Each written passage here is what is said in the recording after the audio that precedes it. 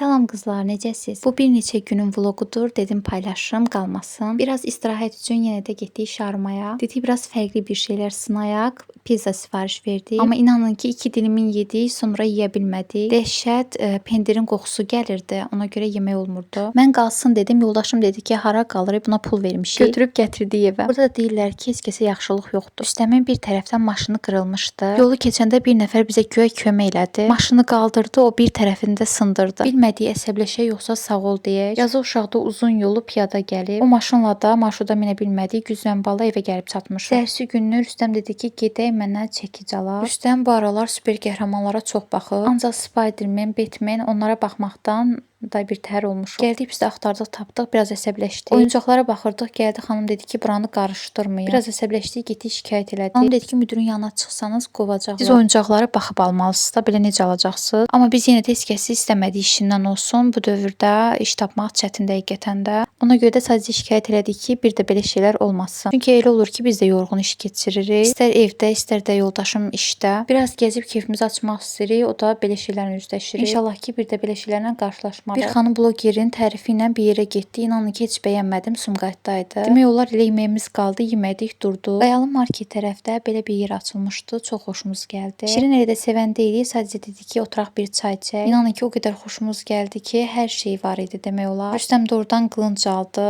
Təbii ki də hər çıxanda nəsə almalıyıq. Oyuncaq dükanına girmişdik. Oradan belə bir qılınc aldı. Yaxşı ki, elə bir baha deyil idi. Amma buradan gedəndən sonra da getdik, super qəhrəmanlar aldıq yenə. Buradakı abu-havanı elə çox bəyəndik ki, yenə də getməyə fikirləşirik. Bir neçə gündən sonra isə yenə də məşhur olan şarmaya getdik. Oradan da yavaş-yavaş gəzi-gəzi getdik. Rüstəm super qəhrəmanları unutsun deyə bir at aldı. İnanıram ki, onunla da 3-4 gün oynayacaq.